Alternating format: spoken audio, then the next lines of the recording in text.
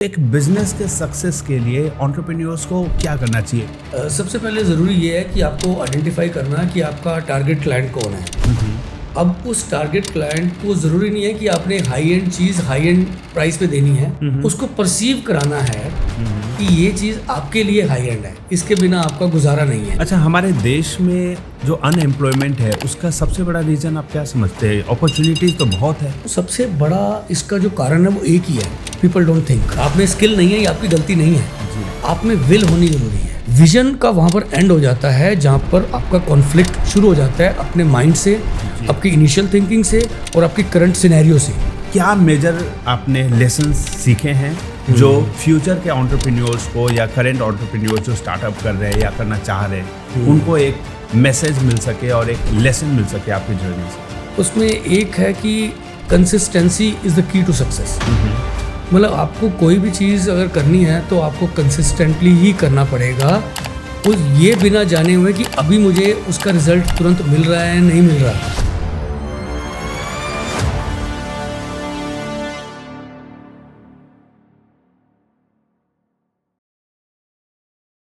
नमस्कार दोस्तों, आपका एक बार फिर से स्वागत है द राहुल रंजन शो के इस एपिसोड में। हमारे आज के एपिसोड के गेस्ट हैं मिस्टर राजेश मल्होत्रा, जो कि फाउंडर एंड डायरेक्टर है मेट्रो प्लस लाइफस्टाइल के।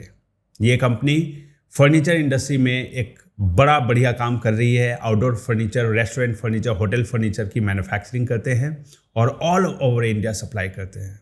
मैं आप सभी को बता दूं कि हमारे पॉडकास्ट का पर्पस क्या है। हम लाना चाहते हैं आप सभी तक वो सक्सेस स्टोरीज, उन बिजनेस ओनर्स की स्टोरीज जिन्होंने जीरो से शुरुआत की और फिर एक सक्सेसफुल बिजनेस इस्टेब्लिश किया सालों की मेहनत करके। तो अभी क्या है, हमारे देश में अनएम्प्लॉयमेंट बहुत बड़ा इशू है और इस पॉडकास्ट के जरिए हम सभी यूथ को और स्ट्रगलिंग बिजनेस ओनर्स को एक मोटिवेशन देना चाहते हैं कि कैसे इन सक्सेसफुल बिजनेस ओनर्स ने किस प्रकार से काम किया, इनका माइंडसेट क्या था, इनकी सोच क्या थी अपने बिजनेस को लेकर, किस प्रकार से इन्होंने मेहनत की। देखिए, मेहनत सभी करते हैं, लेकिन कहीं ना कहीं एक वो तरीका होता है जिसको फॉलो करके अगर आप मेहनत करें तो सक्सेसफुल हो सकते हैं लाइफ में। तो आप इनके बिजनेस के जर्नी से काफ़ी कुछ सीख सकते हैं कि कैसे इन्होंने खुद को सक्सेसफुल बनाया और आप अपने लाइफ में वो चीज़ें इंप्लीमेंट करके अपने लाइफ में, अपने करियर में बहुत आगे तक जा सकते हैं। आज के इस एपिसोड में आप सुनेंगे मिस्टर राजेश मल्होत्रा को। वो बताएंगे कैसे उन्होंने पहली जॉब की थी 1100 रुपए की और आज करोड़ों का बिजनेस चला रहे हैं। पूरे देश में आउटडोर फर्नीचर सप्लाई कर रहे हैं, restaurant and hotel furniture supply कर रहे हैं। ये एक ऑथर भी है, इन्होंने एक बुक भी लिखी है, उसके बारे में भी बात करेंगे। इस एपिसोड को अंत तक जरूर देखिएगा। जो भी लोग अनएम्प्लॉयड हैं उनके लिए एक अर्निंग अपॉर्चुनिटी लेकर आ रहे हैं। मेट्रो प्लस से कैसे जुड़ के आप अपने शहर में ही बैठे बैठे काम कर सकते हैं इनके लिए और पैसे कमा सकते हैं। तो चलिए बिना ज़्यादा देरी किए शुरू करते हैं आज का ये एपिसोड।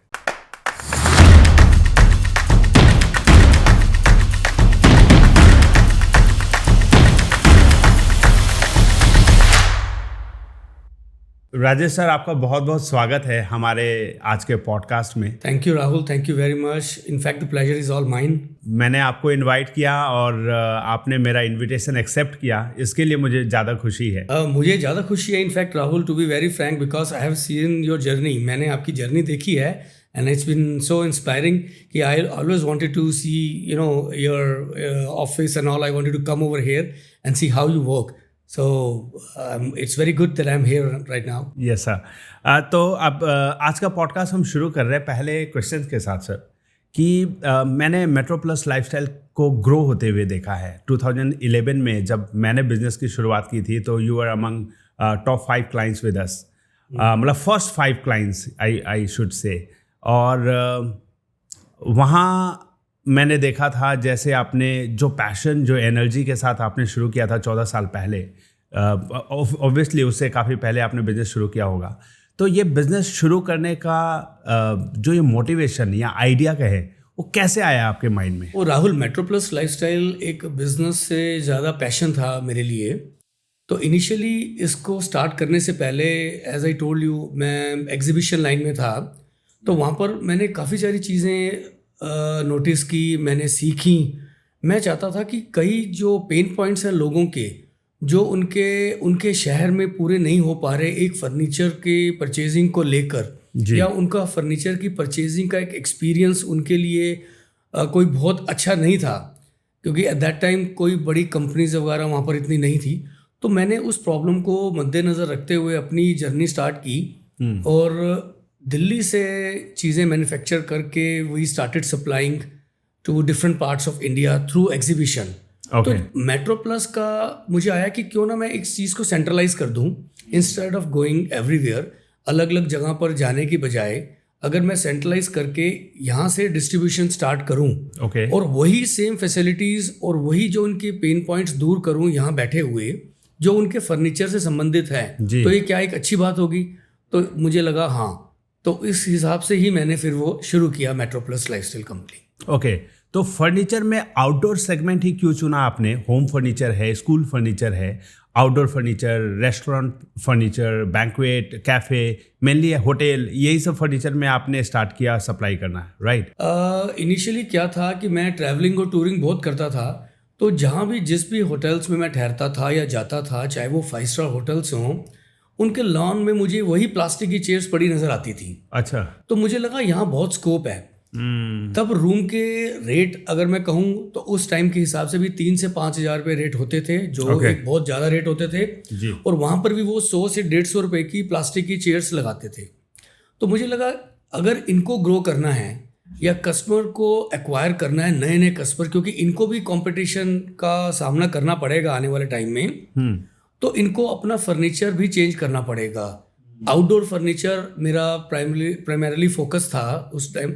तो मैंने इस चीज़ को अपना पॉइंट ऑफ डिस्कशन बना लिया अपनी कन्वर्सेशनल सेलिंग के अंदर। शुरू में मैं फर्नीचर दूसरा तो बेचता ही था, बट मैं इनसे क्वेश्चन पूछता था कि ये वो चेयर क्यों ले रहे हैं। उनको पता ही नहीं था कि मैं ये प्लास्टिक की चेयर्स क्यों रख रहा हूँ। वो कहते हैं कि इंडेंट आता है, डिमांड आती है, तो we buy plastic chairs and we keep it.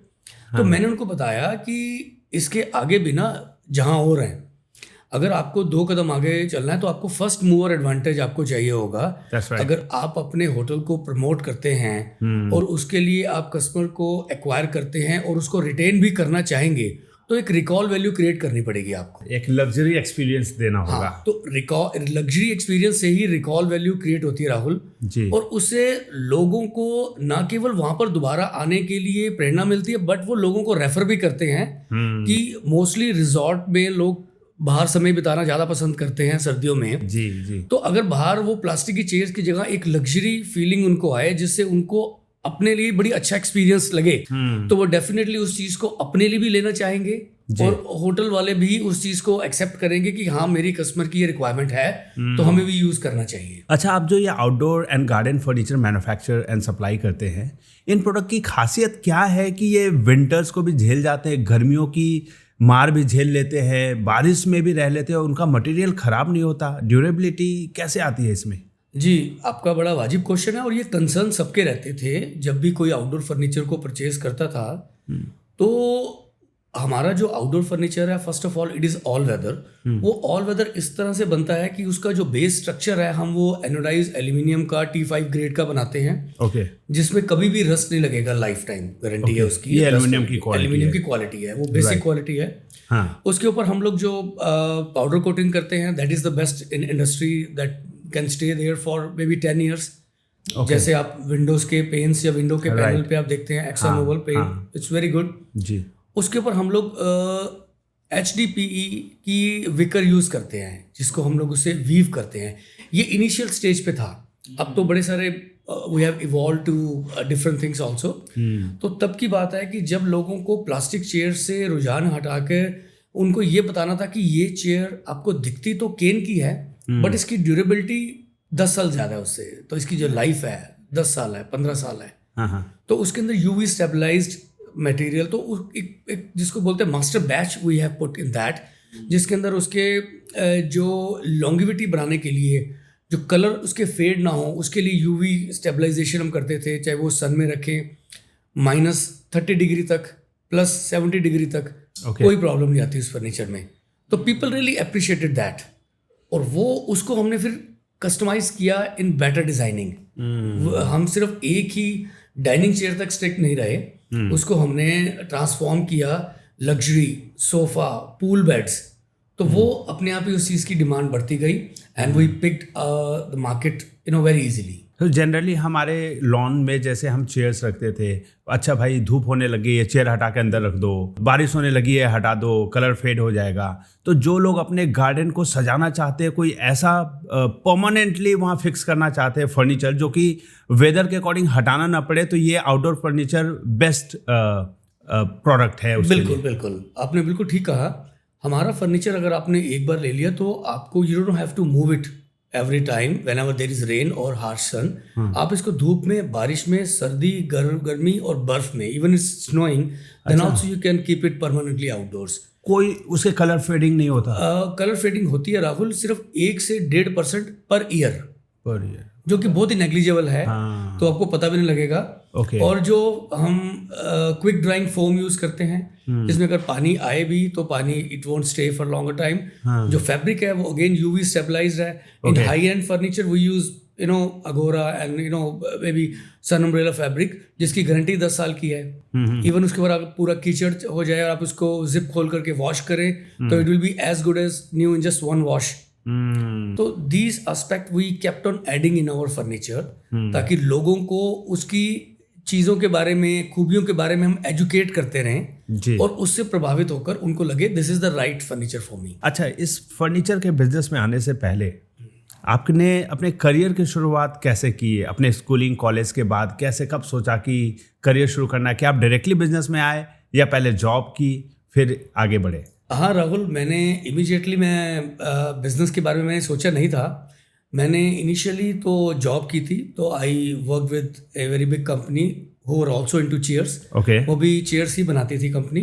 तो I worked as a DSC. मैंने डीएससी की तरह काम किया वहाँ पर with a very meagre salary of 1100 rupees, 1100? Way back in 1994।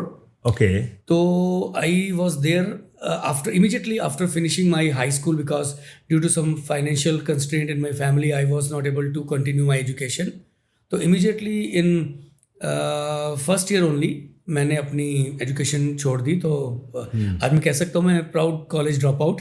क्या बात है। हाँ, उसके बाद आई स्टार्टेड डूइंग जॉब्स। तो सबसे पहली जो जॉब्स मैंने इसी कंपनी में की थी और by the grace of God एक ही जॉब मैंने की है। तो करीब 1.5 साल बाद मुझे पता लग गया कि मैं जॉब के लिए नहीं बना, बट मैंने सीखा बहुत वहाँ से। तो वो 1100 रुपए की तनख्वाह फिर बढ़ी आगे जाके या हाँ, जब मैंने जॉब छोड़ी तो I was highest paid salesman over there in 14 months. तो मेरी सैलरी हो गई थी 11,000 और 6 से 7,000 रुपया मैं कमीशन मुझे मिल जाता था, सेलिंग कमीशन। तो at 1994-95 I used to earn 17,000-18,000 rupees. क्या बात, उस समय के लिए एक बड़ा अमाउंट था। मेरे लिए थोड़ा अच्छा अमाउंट था, looking at my education background. तो that was a very good amount that was earning at that time. Okay. तो फिर उसके बाद फिर इमीडिएटली आपने जॉब छोड़ के 1.5 साल में ही आपने बिजनेस में एंटर किया? हाँ, मैंने बिजनेस में एंटर किया, बट बहुत चैलेंजेस बहुत आए मुझे। किस प्रकार के चैलेंजेस? मुझे एक एक्सेप्टेबिलिटी नहीं मिली मार्केट में, क्योंकि मैं एक जॉब छोड़ के बिजनेस में आया तो मुझे यहाँ पर कोई क्रेडिट नहीं मिलता था। क्योंकि जैसे मैंने बताया कि मैंने करियर स्टार्ट किया था अपना एग्जीबिशन लाइन से। तो मैं सामान को दिल्ली से लेकर मैं मैन्युफैक्चर करवा कर डिफरेंट मैन्युफैक्चरर से डिफरेंट सिटीज़ ऑफ इंडिया के अंदर मैं एग्जीबिशन लगाता था। एडवर्टाइज करते थे अपने प्रोडक्ट्स को, अपने प्रोडक्ट को प्रमोट करता था। डेमोस्ट्रेशन बेस्ड प्रोडक्ट्स होते थे, नॉकडाउन प्रोडक्ट्स होते थे। तो मैंने तभी सोचा कि ट्रांसपोर्टेशन इजी करने के लिए अगर प्रोडक्ट में वॉल्यूमेट्रिक लेके जाऊंगा तो मेरा ROI नहीं निकलेगा मेरा। प्रॉफिटेबिलिटी क्राइटेरिया को ज़्यादा करने के लिए मैंने नॉकडाउन प्रोडक्ट्स बनवाने स्टार्ट किए। बट प्रॉब्लम क्या थी कि जितने पैसे थे उतने का ही सामान लेकर मैं एक जगह या 2 जगह ही एग्जीबिशन लगा पाता था। तो फिर मुझे बहुत अच्छा एक आइडिया आया कि मैं ऐसे तो मेरी ग्रोथ थोड़ी दूर हो जाएगी, जो मैं चाह रहा हूँ वो थोड़ा it will be a far fetch thing. तो मैंने क्या किया, आई थॉट कि मैं क्यों ना ऑर्डर ज़्यादा बुक करूँ। तो मैंने वहाँ पर लोगों को कन्विंस करके पहली बात तो साउथ इंडिया में एग्जीबिशन लगती थी, दिल्ली वालों पे कोई भरोसा करता नहीं था। ऐसा क्यों? दिल्ली वालों पे क्यों ऐसा डाउट रहता है? इससे पहले जो लोग हमारी इंडस्ट्री से बिलोंग करते हैं, वहाँ के डीलर, उन्हें लगता था कि दिल्ली के लोग शायद कुछ ज़्यादा स्मार्ट हैं या ज़्यादा तेज हैं, ओवर कमिट करके अंडर डिलीवर करते हैं। हाँ। Yes yes, very true. तो this was a perception in their mind, तो I broke that perception. Okay. तो मैंने क्या किया, बहुत इंटरेस्टिंग स्टोरी है ये। मैंने उनको बोला कि आप मुझे सिर्फ 10% एडवांस दो और मैं पूरी कॉस्ट बियर करूंगा ट्रांसपोर्टेशन की, फ्रॉम दिल्ली टू बैंगलोर। अगर हम बैंगलोर की बात करें तो हाँ, मैं आपके लोकल ट्रांसपोर्टेशन भी मैं बियर करूंगा, इंस्टॉलेशन भी मैं बियर करूंगा। आपके घर में आकर मैं फर्नीचर को इंस्टॉल करूंगा, आप ओके करना, अब तक मुझे 90% पेमेंट मुझे देना। क्या बात है, इतना बड़ा रिस्क! इतना रिस्क था लेकिन लेना था, इसके अलावा आई गॉट नथिंग।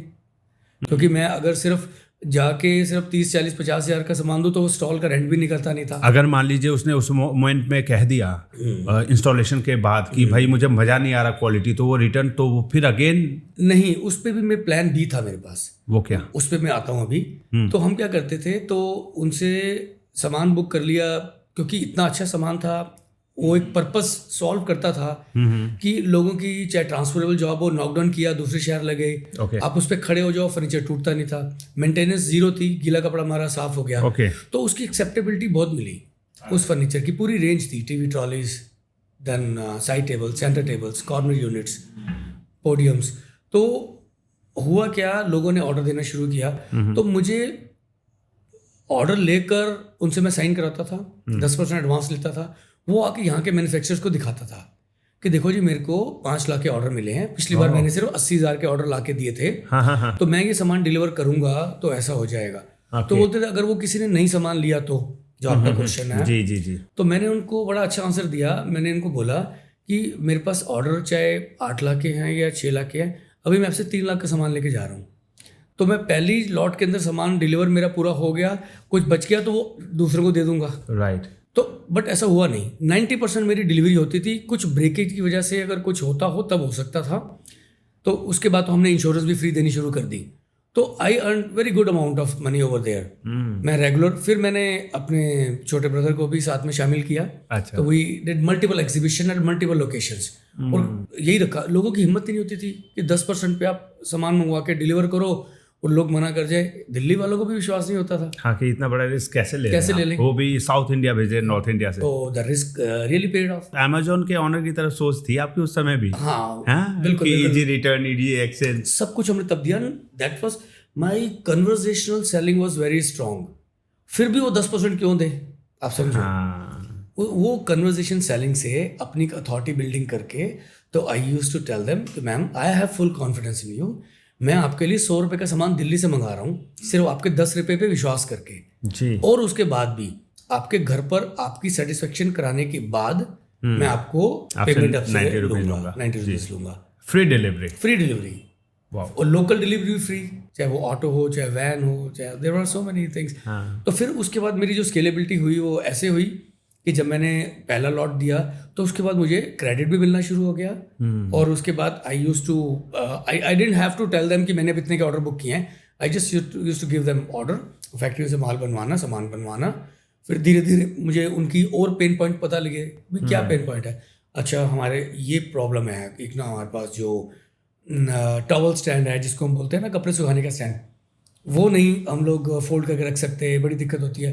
तो then I started buying foldable racks in aluminium, कि रस ना लगे। कोस्टल एरिया होता था चेन्नई वगैरह, ह्यूमिडिटी बहुत ज़्यादा। धीरे धीरे फिर I started my creating my team, ये सेम ट्रेनिंग टीम को देनी, टीम ने डिफरेंट जगह जाना। तो that's how it began actually. तो आपका मेजर ऑडियंस, जो टारगेट ऑडियंस रहा है वो, या अच्छे कस्टमर्स ज़्यादा रहे, वो साउथ इंडिया में ज़्यादा रहे हैं? हाँ, बिल्कुल बिल्कुल। साउथ इंडियंस में एक बड़ा अच्छा मुझे फ़ायदा लगा, उनको समझाना बहुत आसान था।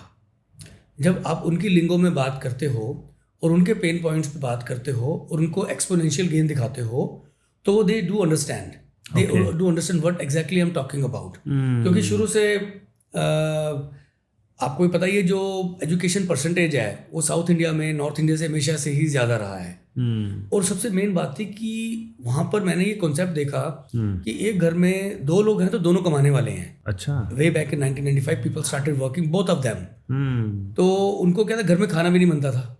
अच्छा अच्छा, कि खाना भी तो खाना, बाहर से खाना। ओके। तो मुझे लगा कि यहाँ पर रेस्टोरेंट्स की बहुत डिमांड है, तो धीरे धीरे मैं फिर रेस्टोरेंट फर्नीचर के अंदर आना शुरू किया।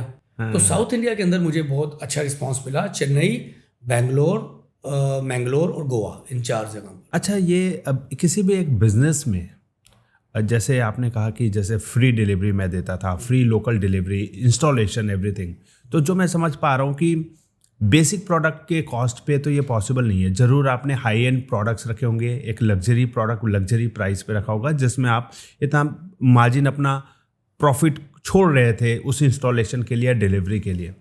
तो एक बिजनेस के सक्सेस के लिए एंटरप्रेन्योर्स को क्या करना चाहिए? लो कॉस्ट प्रोडक्ट लॉन्च करना चाहिए, सस्ते रेट पे बेच के वो बहुत अच्छे सक्सेसफुल हो सकते हैं, या लग्जरी प्रोडक्ट लॉन्च करके वो जल्दी सक्सेसफुल और अच्छा अर्निंग कर सकते हैं? किस प्रकार के प्रोडक्ट में एंटर करना चाहिए? एप्पल जैसे प्रोडक्ट को लॉन्च करने के बारे में आपका क्या विचार है? और एमआई, वीवो, ओप्पो जैसे सस्ते 10,000 से 30,000 के फ़ोन बेचने में एंटर करना चाहिए?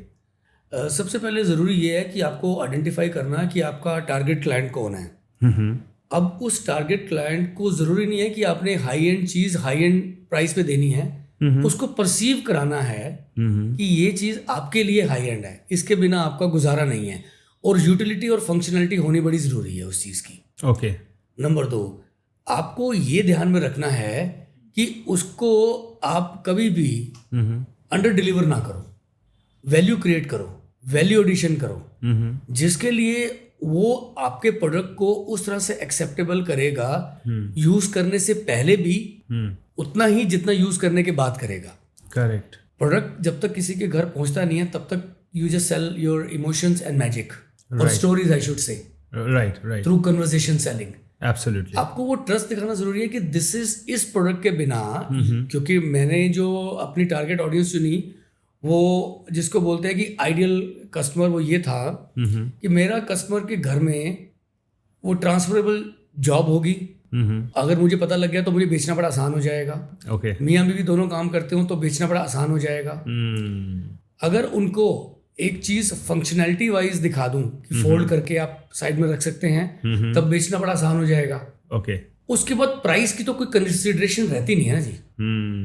That's right. जब आपने फीचर्स, बेनिफिट्स दिखा दिए, उनको लॉस की बजाय एक्सपोनेंशियल गेन दिखा दिया थ्रू योर कन्वर्सेशन सेलिंग, तो price doesn't matter. That's right. Problem कहाँ आती है, जो सबसे ज़्यादा लोगों में आती है, उनके प्रोडक्ट को लोग कमोडिटी समझ लेते हैं कि आपका ये जो मार्केट में जो प्रोडक्ट है ये कमोडिटाइज है, कि तू नहीं देगा तो ये देगा।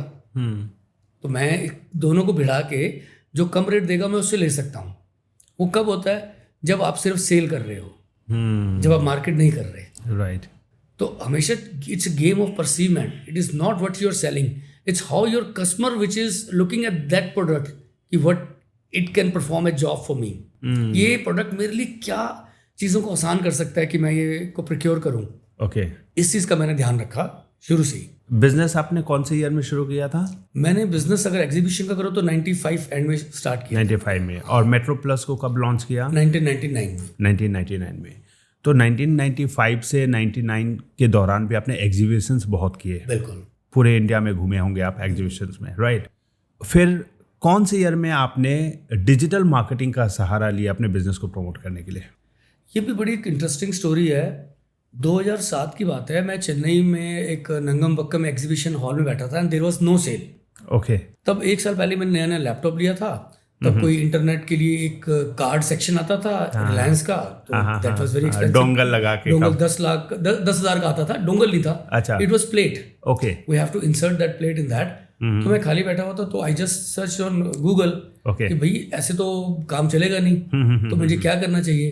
तो पहला जो आया निकल के सर्च में एडवर्ड्स। अभी गूगल एड्स नाम है, पहले गूगल एडवर्ड्स था। हाँ, पहले गूगल एडवर्ड्स था, अब गूगल एड्स है जी।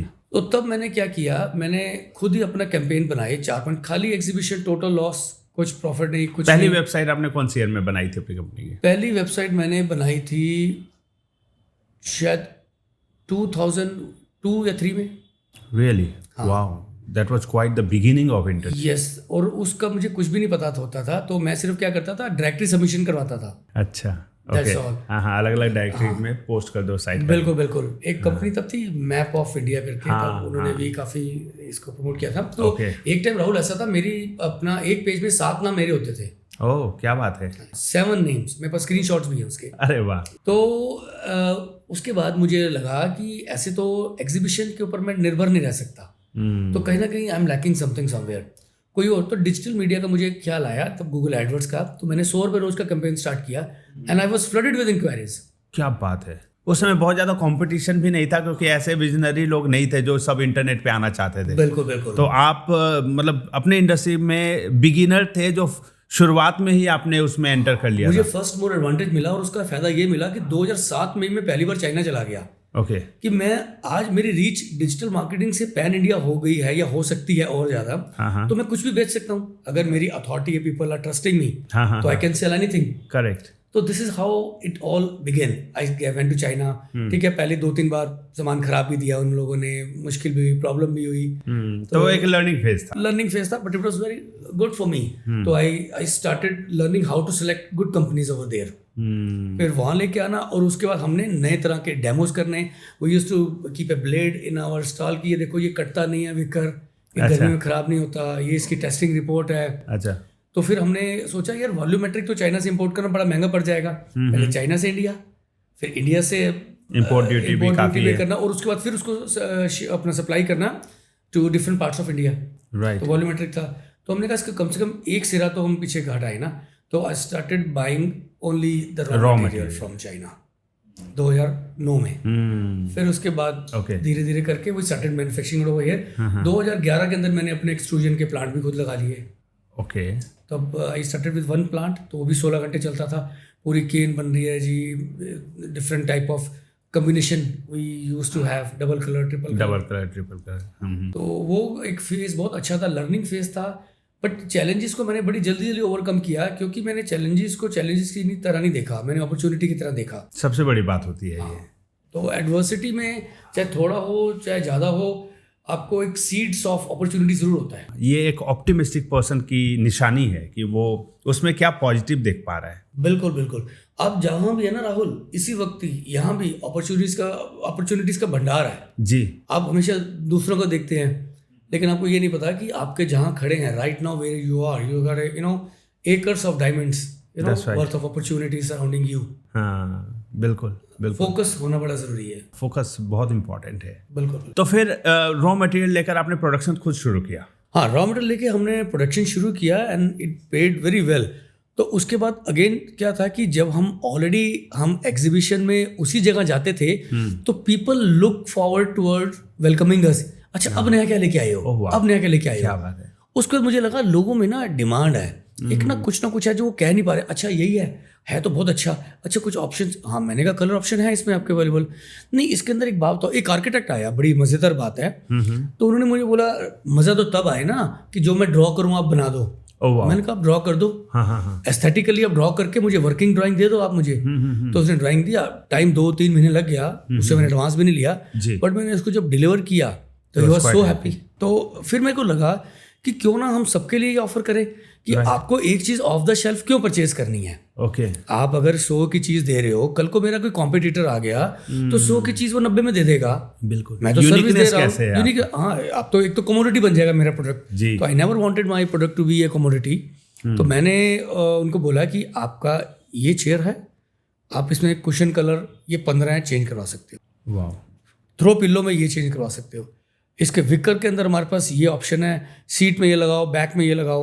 Customization number of options offer कर दिया। उसमें ना क्या हुआ, थोड़ी सी प्रॉब्लम ये, कस्टमर एक्वायर तो हमने किया, बट हमारा जो प्रोडक्शन का टाइम थोड़ा स्लो हो गया, क्योंकि हर चीज़ हाथ से भी होती थी, उससे पहले एक्सट्रूजन से निकलनी होती थी। तो हमने फिर एक और उपाय किया, हमने उसको प्रीमियम सेगमेंट में कर दिया कि ये हमारा है एज इट इज़, आप इसको ले सकते हो। विदिन 15 डेज डिलीवरी है, इसकी डिलीवरी आपकी 1 मंथ में होगी। ये आपके लिए स्पेशल कस्टमाइजेशन होगी, आप इसको यूनिक भी बना सकते हो, जो कि और किसी के पास हो या ना हो। तो इसका थोड़ा कॉस्ट भी अप गया? हाँ, कॉस्ट मेरा अप गया टाइम के हिसाब से। तो इट वाज फिक्स कॉस्ट तो सेम था, वेरिएबल कॉस्ट मेरा थोड़ा सा अप गया। बट उसके अंदर भी जब हमारा देखा कि सेल ही 80% अब उन प्रोडक्ट की होने लग गई कि लोग कहते हैं नहीं जी नहीं, हमें तो आप कस्टमाइज करके दो। ओके लोगों को लगा कि अगर मैं एक चीज़ खर्च कर रही हूँ तो मैं अपनी टर्म्स डिक्टेट करूँ। मैं अगर 100 रुपये खर्च कर रहा हूँ तो मुझे अपनी टर्म्स डिक्टेट करनी चाहिए, क्योंकि इसको ऐसा कर दो, इसका ऐसा कर दो। तो क्या होता है, लोगों में एक बड़ी मेंटालिटी है, people don't destroy when they create something. Okay इस केस में क्या है कि उन्होंने ना एक चीज़ को अपने हिसाब से बनाना शुरू किया, ये कलर ये, तो वो चीज़ को कभी नहीं कह पाए कि ये चीज़ आप मुझे ख़राब बना के दोगे या ख़राब बन सकती है। ओके हाँ दे मेड इट। आप सबवे जाते हैं, आप कभी कहेंगे नहीं सबवे को आपने सबवे खराब बनाया है, नहीं, क्योंकि तो आप बोलते हो ये ब्रेड यूज ingredients करो, सारे आपने इंग्रेडिएंट्स कुछ सारे किए। आपके हैं सर, मैंने तो बनाया है। जी तो यू डोंट बेसिकली उसके बारे में cannot गलत नहीं complain। कहते हाँ कि मैं आपने गलत कर दिया, अरे ये तो तेरी क्रिएटिविटी है। हाँ हमने तो आपका साथ दिया है आपके क्रिएटिविटी को तो complete हमने करने में। ये लोगों की ज़रूरतों का, पेन पॉइंट्स का शुरू से बड़ा खास ख्याल रखा। तो फिर बैक टू दैट क्वेश्चन जो कंप्लीट नहीं हो पाया था कि फिर आपने डिजिटल मार्केटिंग में कदम रखा 2002 में, और एग्जीबिशन वर्सेस डिजिटल मार्केटिंग, आपके ग्रोथ में सबसे ज़्यादा योगदान किसका रहा है? इस पे ना जो डिजिटल मार्केटिंग ने मुझे सबसे पहले एक चीज़ सिखाई, वो मैं आपसे डिस्कस करना चाहता था। जी आज अगर आप अपने यहाँ पर दिल्ली में एक शोरूम खोल के बैठे हैं, उसकी सेल की एक लिमिटेशन है। करेक्ट। अगर आप कहीं और खोलना चाहते हैं तो आपकी फिक्स कॉस्ट बढ़ जाएगी, हो सकता है इनिशियली प्रॉफिट मार्जिन कम हो जाए। अगर आप लेकिन 50 पे करना चाहें तो 50 पे पहली बात तो आप कर ही नहीं पाएंगे, 50 लोकेशन पे अपनी शोरूम नहीं कर पाएंगे। बहुत बड़ा इन्वेस्टमेंट, बहुत बड़ा इन्वेस्टमेंट हो जाएगा। और फिर मेंटेन करना, man power, everything, man power maintain करना, इन्वेंट्री, इन्वेस्टमेंट्स, कॉस्ट इफेक्टिवनेस नहीं निकलती थी। नहीं निकलती। तो उसके अंदर क्या हुआ कि डिजिटल मार्केटिंग ने ये सिखाया कि आप अपनी एक दुकान को बिना कहीं लेके जाए, वहाँ आप पैन इंडिया अपना सामान बेच सकते हो। जी, आपको हर जगह जियोग्राफिकल बाउंड्रीज नहीं रह गए इंटरनेट के। Absolutely no boundaries, nobody can restrict you of selling your goods even in Kerala और in Srinagar, wherever you want to sell your goods. Right. तो वो बाउंड्रीज उन्होंने रिमूव कर दी। ऑब्जेक्शन लोगों की थी, हम दिल्ली जाके सामान कैसे लेके आए, वो स्ट्रिप हो गई ऑब्जेक्शन डिजिटल मार्केटिंग से कि ये आपको पहले तो आप सर्च कर सकते हो यहाँ पर, जी आपके घर डिलीवर भी हो जाएगा। तो डिजिटल मार्केटिंग से बहुत हेल्प मिली, मुझे काफ़ी हेल्प की। Okay, very nice, very nice. अच्छा, सबसे बड़ा चैलेंज अब तक अपने बिजनेस में आपने किस प्रकार का फेस किया? सबसे बड़ा चैलेंज मैंने फेस किया जब मुझे एग्जीबिशन छोड़नी पड़ी थी, क्योंकि that was a very cash rich company I made, कि मुझे जाना, अब तो फिर पैसे भी पहले एडवांस हमें मिल जाते थे, उसके बाद हमने डिलीवर करना। वो जब आप प्रिडिक्ट कर सकते हो कि मंथ एंड के पास आपके पास इतना पैसा आ जाएगा, तो उससे बढ़िया तो कोई चीज़ हो ही नहीं सकती। वो छोड़कर मुझे दिल्ली में शिफ्ट होना परमानेंट, ओके, और डिजिटल मार्केटिंग के माध्यम से पैन इंडिया में मुझे प्रोडक्ट सप्लाई करना, और वो भी as per specification bye my clients, वो एक बहुत बड़ा चैलेंज था। तो मैं बड़ी बार सोचता था कि इसको मैं कैसे करूं। फिर वो चैलेंज को धीरे धीरे ओवरकम मैंने ऐसे किया कि मैंने एग्जीबिशन कम करनी स्टार्ट कर दी। सिर्फ अपनी 4 टीम ही मैंने रखी कि जो अच्छी एग्जीबिशन होंगी वही करेंगे, बल्क के लिए नहीं जाएंगे, मासेस के लिए नहीं जाएंगे, क्लासेस के लिए जाएंगे। और दूसरा, पैरेलली मैं अपनी डिजिटल मार्केटिंग को एक नया लेवल पे लेके जाता हूँ, जिससे मुझे कल को अगर एकदम लाइन बाकी की पूरी छोड़नी पड़े तो मुझे कोई दुख ना हो। जी। तो ओवर ए पीरियड मैंने फेज आउट किया। तो अभी भी मैं एग्जीबिशन करता हूँ, लेकिन सिर्फ इंडस्ट्री स्पेसिफिक, जहाँ पर मेरा आइडियल कस्टमर भ्रमण करने आता है, ये नहीं कि हर जगह जाके। 2020 एंड 2021 के पैंडेमिक ने आपके बिजनेस को कितना अफेक्ट किया था? कुछ भी नहीं किया जी। Again digital marketing saved me. हमारे 3-4 बहुत अच्छे ऑर्डर्स चल रहे थे स्विट्जरलैंड के, और मतलब इंक्वायरीज चल रही थी आई शुड से, जो कि डिजिटल मार्केटिंग के हिसाब से ही हमने अपने आप को जैसे पैन मतलब प्रमोट किया था।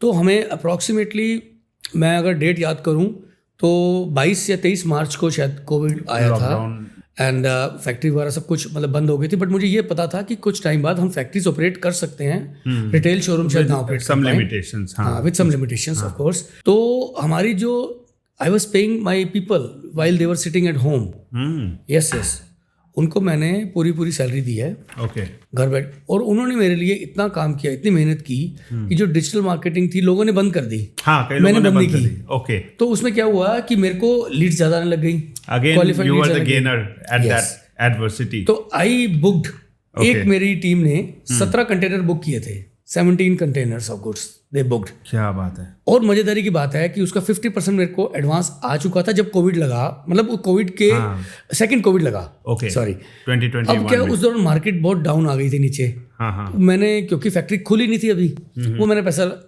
शेयर में भी लगाया, म्यूचुअल फंड में लगाया, वो पैसा भी डबल हो गया।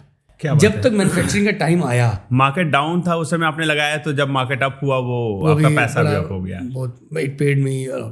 तो मैं कोविड में बिल्कुल भी नहीं डरा, बिल्कुल भी नहीं डरा। मुझे ये था, और मजेदारी की बात बताऊँ, सेकंड कोविड के अंदर मैंने अपने 2 शोरूम नए खोले with investment of few good crores. क्या बात है। 20 और 21 के अंदर मैंने 2 शोरूम नहीं खोले। मैंने आपके दोनों शोरूम विजिट किए हैं। क्या लाजवाब, क्या शानदार बनाया आपने, वो भी कीर्ति नगर के इतने पॉश और मेन लोकेशंस पे दोनों हैं। तो मुझे वही लगा कि आज मैं at least they are actually rental, but मुझे लगा कि मैं कम से कम रेंटल के अंदर उनको एक बार्गेनिंग कर सकता हूँ ना, I can play bargaining when I you know. Okay. तो मैंने बड़े अच्छे रेंटल पे दोनों शोरूम उठाए मैंने। अच्छा। तो टुडे आपने वो अपॉर्चुनिटी का पूरा फायदा उठाया मैंने। 30,000 square feet I booked at very down to earth cost. क्या बात। और लीज कर ली 12 साल की। अच्छा, उसी टाइम पे 9 साल की 3 साल की अगले साल एक्सटेंड कर ली। अच्छा। तो ही वॉज वेरी हैप्पी कि उसने देखा कि आज नहीं तो 1-2 साल मेरा शोरूम खाली रहते, तो वो है तो I found it very pleasurable game actually. क्या बात है। आप हमेशा अपने गेम में 4 कदम आगे रहते हैं अपनी इंडस्ट्री में। हाँ, आगे की सोचते हैं। बिल्कुल बिल्कुल। आपको देखो एक बड़ी मजेदार बात बताता हूँ आपको। चेंज है ना, बदलाव, वो एक स्टैटिक चीज है, वो आना ही आना है, आप उसको रोक नहीं सकते। प्रॉब्लम कहाँ आती है, बड़ी सुनने वाली बात है, कि जब आप ना बदलाव को ना दूरदर्शिता से ना फोर्स ही नहीं कर सकते, उसको देख नहीं पा रहे दूर से बदलाव को। जब आप देख नहीं पा रहे तो आप उसको अडेप्ट नहीं कर पाओगे, ना ही उसको एक्सेप्ट कर पाओगे। और जब अडेप्ट और एक्सेप्ट नहीं कर पाओगे तो आप बदलोगे नहीं अपने आप को। करेक्ट। या इक्वेशन चेंज नहीं करोगे। जब बदलोगे नहीं तो बदलाव के फ्रूट्स आपको नहीं मिलेंगे। राइट। लोग सोचते हैं कि यार मेरा बिजनेस कल तक बहुत अच्छा चल रहा था। मैंने यहाँ पर आपका देखा है कोडक की लाइट्स हैं जी। तो Kodak was basically they are having 87% market share in that printable film जी। तो they and 2001 they filed for bankruptcy. 1,40,000 लोग काम करते थे। उन्होंने डिजिटल कैमरा की कदर उनको महसूस ही नहीं हुई। राइट। फूजी फिल्म और ये दोनों ही होते थे कोडक। तो चेंज को अगर आप पहले तो फोर्स ही करना बड़ा जरूरी है।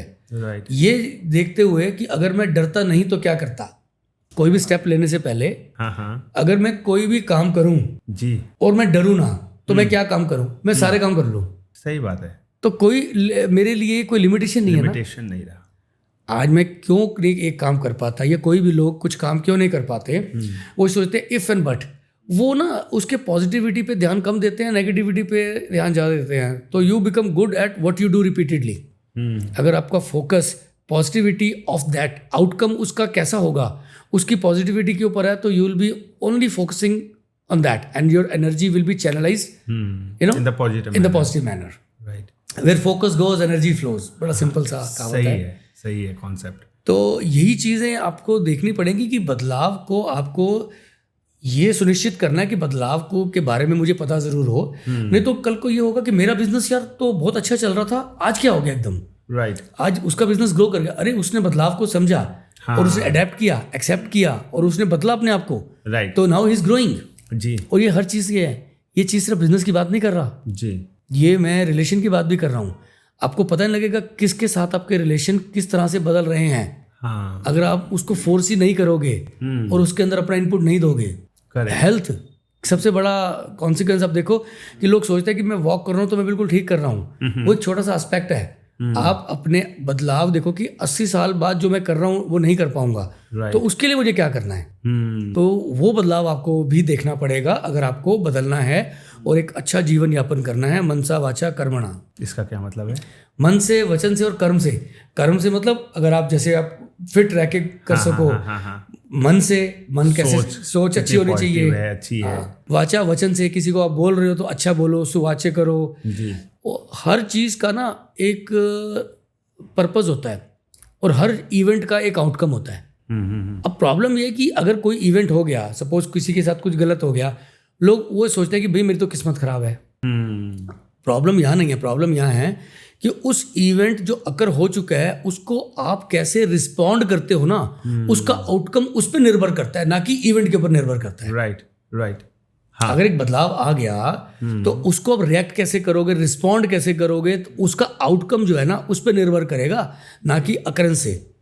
आपने तो अगर अपनी मनस्थिति ही को मतलब बदल दिया तो आपकी परिस्थिति बदल जाएगी। बिल्कुल, किस तरीके से आप उस चीज़ को एक्सेप्ट कर रहे हैं, कैसे रिएक्ट कर रहे हैं, हाँ। उसी के आधार पे आपका वो आगे का जो है सिचुएशन क्रिएट होता है। बिल्कुल बिल्कुल हाँ। बिल्कुल।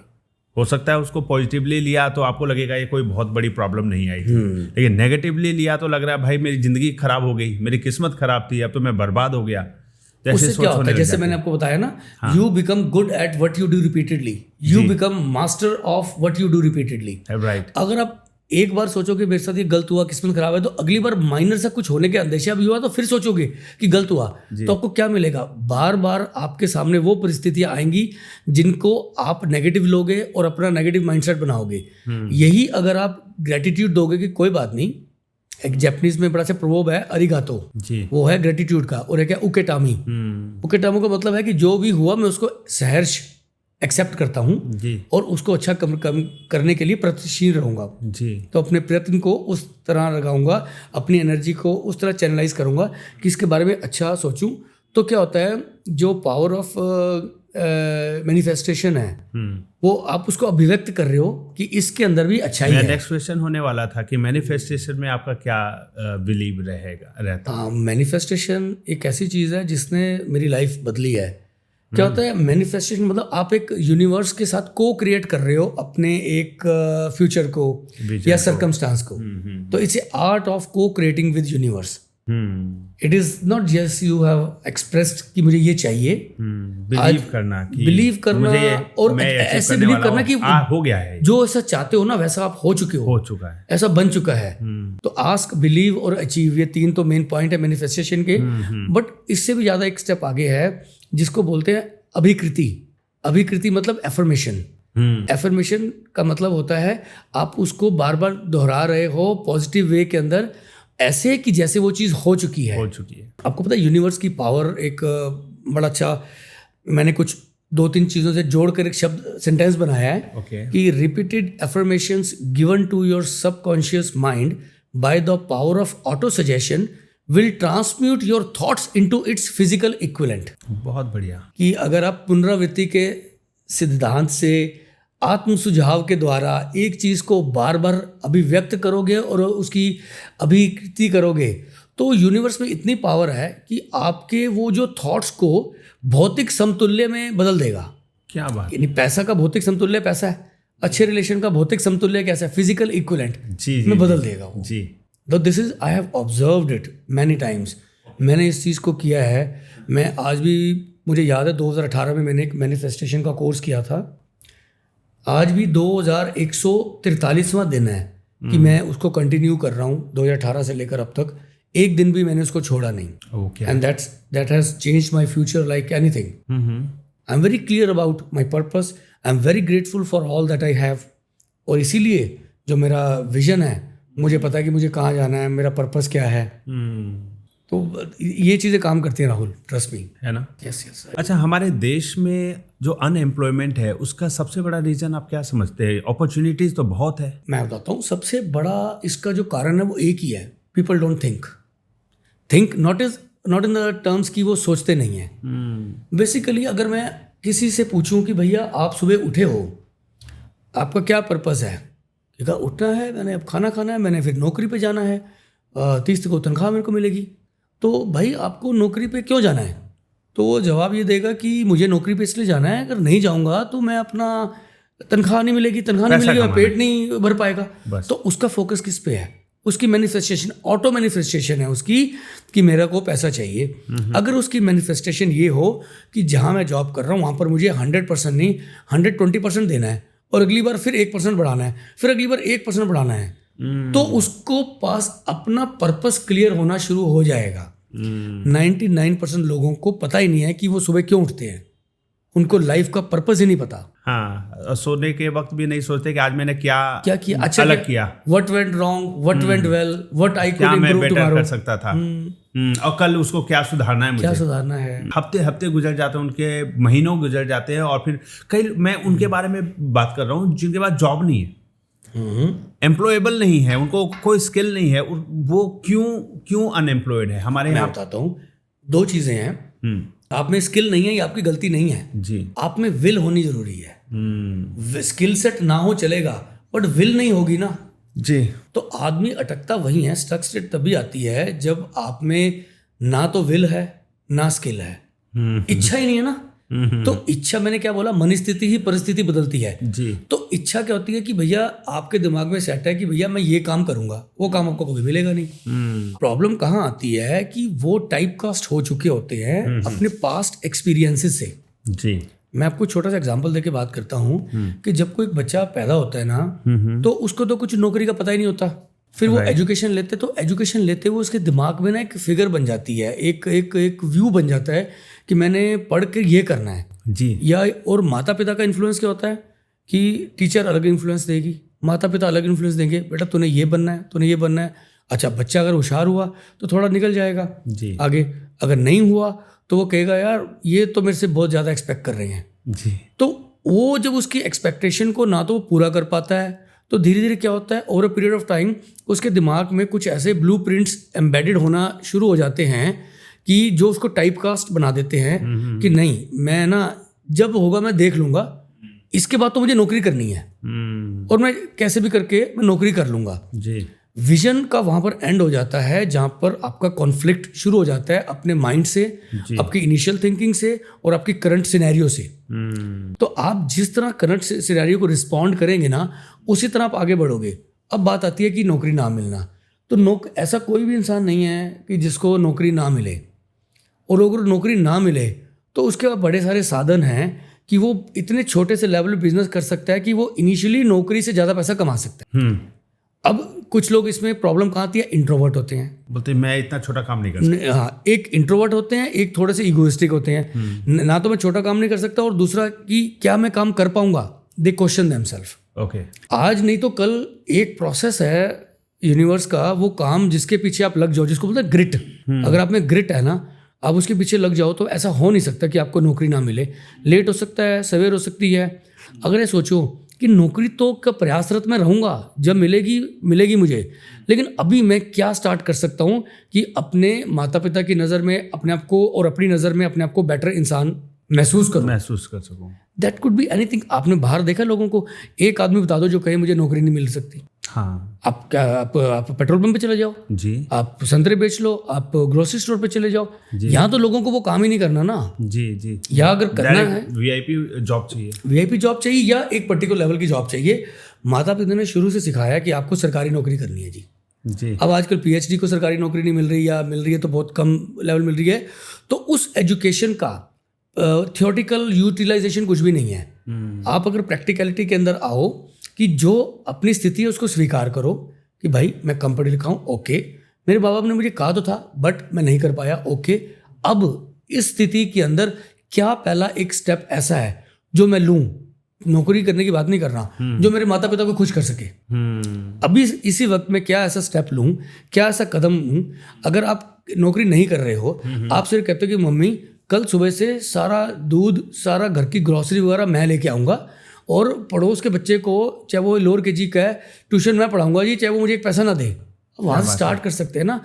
आप खाली होते हैं तो दिमाग में उल्टी सीधी बातें भरी जाती हैं, बड़ी आती हैं आपने कि मतलब खाली बैठने से बढ़िया कुछ तो प्रोडक्टिव करो, किसी के लिए तो सोसाइटी में काम आओ। At least you are answerable to yourself. I did my best. मैंने अपनी जो दिन के 12 घंटे मैंने कितने अच्छी तरह से गुजारे हैं, तो I am happy for myself. तो first thing is not to make somebody else happy, you have to make yourself happy. Right right. अभी अनएम्प्लॉयमेंट के साथ बैठे होते हैं, लेकिन वो डिसाइड करते हैं नहीं इतनी कम सैलरी मैं नहीं जॉब कर सकता है, मुझे और बेटर चाहिए। अरे ये वाला, पहले आजकल इंटरव्यूज में भी बच्चे पूछते हैं कि कितनी सैलरी मिलेगी, क्या काम होगा, कितने बजे आना होगा, कितने बजे छुट्टी होगी, वगैरह वगैरह वगैरह। तो उनके कंडीशंस बढ़ गए। एक राहुल बहुत बड़ा और बहुत पुराना कॉन्सेप्ट है जिसको बोलते हैं गिवर्स गेन का। यहाँ लोग क्या कहते हैं कि मुझे पहले कोई अच्छी नौकरी मिलेगी तब मैं वो करूँगा, तब अपने इनपुट दूंगा। कभी ऐसा हुआ है आप कहो कि एक तंदूर के सामने खड़े हो, आप बोलो कि तू पहले मुझे आग दे फिर मैं लकड़ी डालूंगा? नहीं, ऐसा नहीं होता ना। नहीं हुआ। तो क्यों वो गिवर्स गेन एक पॉलिसी, आप ये सोचो बिना ये सोचे हुए कि मुझे क्या मिल रहा है, what I am getting, you forget about that. What best you can do to justify your job, even it is a very small job. जो भी काम करो बेस्ट रहो ना, उसमें पैशन के साथ करो। आप छोटा काम भी बेस्ट करोगे ना तो नेक्स्ट स्टेप आपको बड़ा काम ही होगा। ये बाय डिफॉल्ट है, ये यूनिवर्स का लॉ है। आप इसको डिफाई नहीं कर सकते। जब पहले ही सोच लिया कि काम मेरा छोटा है, मैं मजा नहीं आ रहा, फिर तो बेस्ट कर ही नहीं सकता ना। एनर्जी को चैनलाइज आपने अलग तरीके से कर लिया, और जैसे पुनरावृत्ति के सिद्धांत से बार बार उस पर सोच रहे हो, बार बार आप उस पर सोच रहे हो, तो क्या आपको बोलेगा तथास्तु। If you think you can do और you think you can not do, you are right. Either way you are right. You are right. आप सोचो कि मैं ये काम कर सकता हूं, आप राइट हो। आप सोचते हो कि मैं ये काम नहीं कर सकता, तो आप भी तब भी राइट हो, है ना। जो आप सोच रहे हो तथास्तु हो जाता है। बहुत बढ़िया। तथास्तु बोलता है यूनिवर्स, तथास्तु। तो and you need to be very specific also. लोग कहते हैं यार भाई नौकरी मिल जाए यार, हाँ 25,000, अरे स्पेसिफिक नौकरी, मेरा इंटरेस्ट है, मैं इस चीज़ के अंदर हूँ, मैंने इसका विजन बोर्ड बनाया है, मैंने इसको विजुलाइज किया है, मुझे इस तरह की नौकरी चाहिए।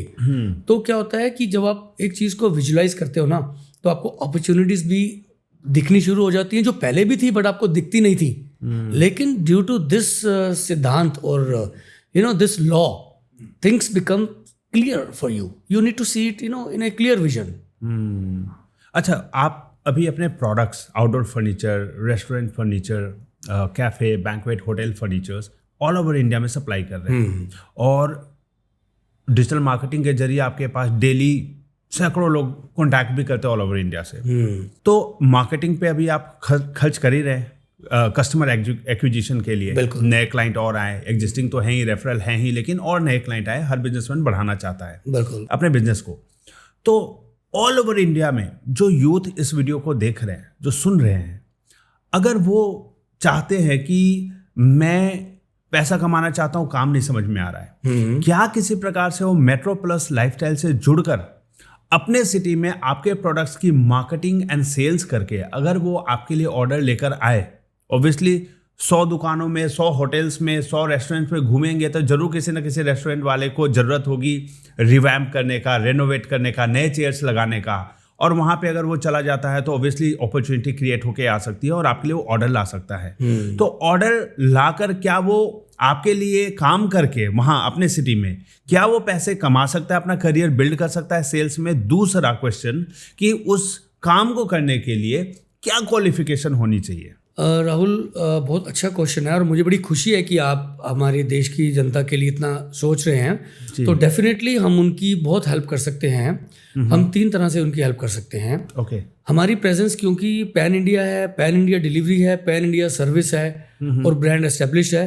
अब कई बार क्या प्रॉब्लम आती है कि एक आदमी, सपोज हम एग्जांपल लेते हैं, एक remote village of south India बैठा है और उसको हमारे प्रोडक्ट की रिक्वायरमेंट है, बट उसको ना एक एक्सेस पॉइंट नहीं मिल रहा, या एक बहुत ज़्यादा कंफर्टेबल वो नहीं हो पा रहा कि वो 1 या 2 सेट या 3 सेट हम उनको डिलीवर कर पाएंगे या नहीं कर पाएंगे, और उसके बाद अगर सर्विस की ज़रूरत हुई तो हम पूरी कर पाएंगे नहीं कर पाएंगे। हालांकि वो ये एज्यूम कर रहा है हमारी ये फैसिलिटी सबको है अवेलेबल, बट अगर वो आदमी जो हमारे साथ जुड़ना चाहे वो उस अपनी स्टेट का एरिया आइडेंटिफाई करके, क्योंकि डिमांड ये एवर इंक्रीजिंग है।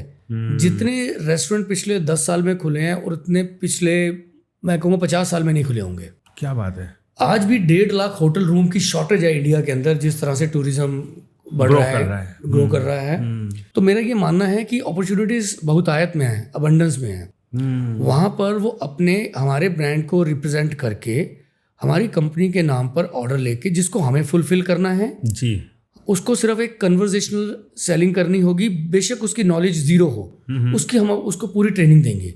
यहाँ से ट्रेनिंग मिल जाएगी, जूम पे, ऑनलाइन, जैसे भी करना, प्रोडक्ट नॉलेज मिलेंगे। और अगर कुछ FAQs होंगे, कुछ ऑब्जेक्शन क्वेश्चंस होंगे, वो हम हमारे पास YouTube पे वीडियोस हैं या हमारी टीम उनको हेल्प कर सकती है कि अगर कोई कुछ पूछे तो उसका उनको उत्तर क्या देना है, ताकि वो कन्वर्ट हो जाए सेल में। नाइस। उसके ऊपर उनको हम लोग ऑर्डर मिलने के बाद हम सीधा उनको इंसेंटिव दे देंगे। राइट। उनकी इन्वेस्टमेंट 0। बिल्कुल। और हमने डिलीवरी सर्विस हमने करनी है। और इसी तरह उनको encouragement मिलेगी तो they can move on to different areas, just they have to visit people and convince them about why we are the best, and we will be influencing ourselves or promoting ourselves on each and every big platforms, so that most people, they know us, all the good hotels, but there are small hotels also in 2-tier and 3-tier cities where we like to promote our products. So there we both can help each other. Nice. यानी कि एक 18 साल का लड़का जो बोलता है मेरे शहर में तो अपॉर्चुनिटीज़ नहीं है, मुझे तो दिल्ली जाना पड़ेगा, बाहर निकलना पड़ेगा, फैमिली को छोड़कर जाना पड़ेगा, रिस्ट्रिक्शंस हैं, वो फुल टाइम जॉब वहाँ मिल नहीं रही है, ना जॉब ही कर रहा है, ना ही आगे बढ़ पा रहा है, तो वो ऐसे लड़के, ऐसे यूथ, लड़के हो लड़कियाँ हो, जो भी मार्केटिंग में पैशन रखते हैं, सेल्स में पैशन रखते हैं, या उनको लगता है कि सेल्स मार्केटिंग मुझसे नहीं हो पाएगा, उनको भी आप गाइड कर सकते हैं कि वो किस तरीके से वहीं बैठे बैठे आपके लिए काम करे।